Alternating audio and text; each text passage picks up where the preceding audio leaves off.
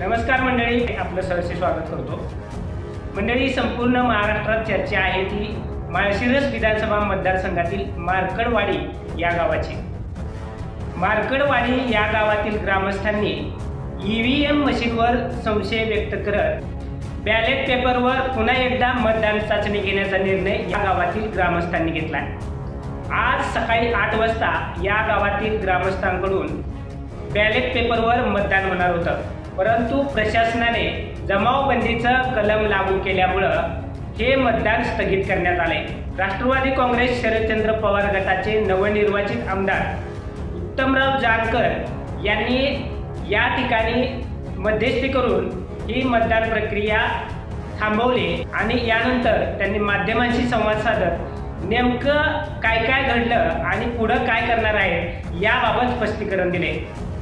बघा नेमकं नवनिर्वाचित आमदार उत्तम जानकर काय म्हणाले ते। प्रशासनाबरोबर चर्चा सुरुवातीला केली। पोलीस प्रशासनानं त्या ठिकाणी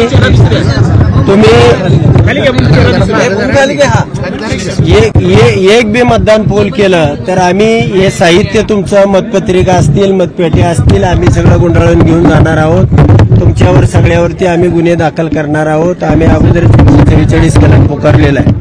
आता या प्रशासनाच्या भूमिके संबंधी सगळ्या गावकऱ्यांशी या ठिकाणी चर्चा करण्यात आली। गावकऱ्यांचं म्हणणं असं आहे की जर मतदानच करू देत नसतील ते आपण पेट्या धरून ठेवणार आणि ते हिसकावून घेतील, यामध्ये गोंधळ उडेल आणि त्याची झटापट होईल आणि झटापटीमध्ये लोक निघून जातील। जी मतदानाची प्रक्रिया आहे किमान 1500 मतदान तरी पोल होण्याशिवाय या ठिकाणचा रिझल्ट येऊ शकत नाही आणि ते 1500 मतदान या ठिकाणी मला होणार होतं, परंतु प्रशासनाच्या या भूमिकेमुळे या ठिकाणी मतदानच करू द्यायचं नाही आणि साहित्य घेऊन जायचं हा पोलिसांनी इथं सगळा केलेला प्लॅन आहे।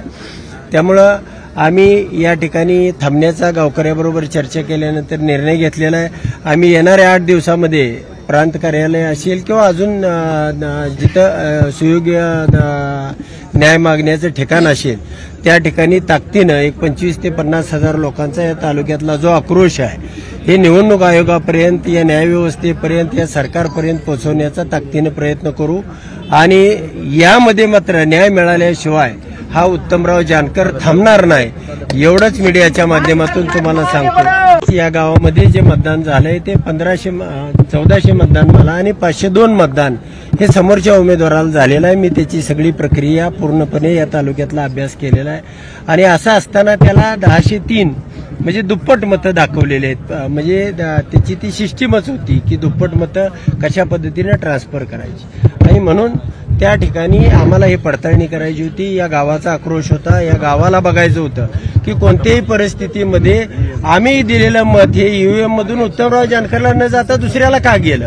आणि त्याची पडताळणी करण्यासाठी खरं तर शासनानं ही सहकार्याची भूमिका घ्यायला पाहिजे होती, प्रशासनानं घ्यायला पाहिजे होती, पोलिसांनी घ्यायला पाहिजे होती, परंतु प्रांताने जमावबंदीचे आदेश काढले, तहसीलदारने ही निवडणूक प्रक्रिया घेता येणार नाही अशा पद्धतीचे आदेश काढले आणि पोलिसांनी या ठिकाणी तुमचं साहित्य सगळं तुम्ही एक मत टाका, तुम्ही मत टाकल्याबरोबर आम्ही तुमचं साहित्य घेऊन जाणार आहे आणि त्या ठिकाणी नक्कीच सरकार घाबरतंय की ही प्रक्रिया होऊ देत नाही आणि मग तुम्हाला न्याय मागायचा कसा, ही साधी प्रक्रिया होती आणि या साध्या प्रक्रियेतनं तुम्हाला सगळे उमेदवार महाराष्ट्रातले असतील, सरकार असेल, ते सगळ्याच्या पुढे चित्र जाणार होतं। तुम्ही सगळ्या चॅनलची मीडिया या ठिकाणी तुमच्या समक्ष लाईव्ह पद्धतीनं मतदान होणार होतं आणि प्रशासनानं जर हे मतदान करू दिलं असतं तर हे चित्र महाराष्ट्राच्या समोर यावं यासाठी मी रात्र झोपून या ठिकाणी ह्या लोकांना आधार देण्यासाठी, या लोकांना एक विश्वास देण्यासाठी मी रात्रभर या चटईवरती झोपलो होतो। सगळं गाव 1000 लोक झोपले होते, पण 1000तले लोक आता पोलीस असल्यामुळं 300-400 लोक या ठिकाणी आहेत, बाकीचे लोक यायला तयार नाहीत आणि जर आले तर या ठिकाणी पोलिसाबरोबर झटापट करणं, मुलं शाळेमध्ये जाणं आणि त्यातून जो रिझल्ट आहे मला जो 1500 मतं पोलिंग झाल्याशिवाय निघत नाही तो घेता येत नाही, म्हणून या ठिकाणी थांबण्याचा निर्णय गावकऱ्याबरोबर चर्चा करून आम्ही घेतला। नक्कीच जे इथं घडलं तेच राज्यामध्ये घडलेलं आहे आणि इथं सुद्धा एक मत बीजेपीला गेल्याशिवाय दुसरं मत ट्रान्सफर होत नव्हतं, त्यामुळे त्यांना 54,000 मतं पडली की 1,08,000 झाली म्हणजे प्रत्येक मताला मल्टीप्लाय म्हणजे एकाच एक असा फॉर्म्युला या ठिकाणी होता आणि म्हणून त्यांनी अशा पद्धतीनं या ठिकाणी जो विरोध केला, जी जाणीवपूर्वक या ठिकाणी मतदानाची पडताळणी करू दिली नाही, अशीच याच गावात नाही, मी 10 गावामध्ये जरी अशा पद्धतीनं आपण बूथ लावले आणि साधी प्रक्रिया आहे, सोपी प्रक्रिया आहे, गाव स्वखर्चानं करतंय, त्याच्यामध्ये काय कोणाला शासनाचा खर्च आहे, कुठं पोलीस प्रशासन आम्ही मागतोय, बंदोबस्त मागतोय, असं काहीही नव्हतं. परंतु प्रशासनाने या ठिकाणी अडवणूक केलेली आहे. निश्चितपणानं न्याय हा कोणत्याही परिस्थितीत उत्तमराव जानकर न्याय मिळवल्याशिवाय राहणार नाही. तुम्ही मोठ्या प्रमाणात आरोप करता की अशा प्रकारे मतं ट्रान्सफर झाले, काय पुरावे आहेत जानकरांकडे? ते मी तुम्हाला एक 15 ते 20 दिवसानंतर 100% दाखवणार आहे आणि ते लाईव्ह पद्धतीनं दाखवले जातील.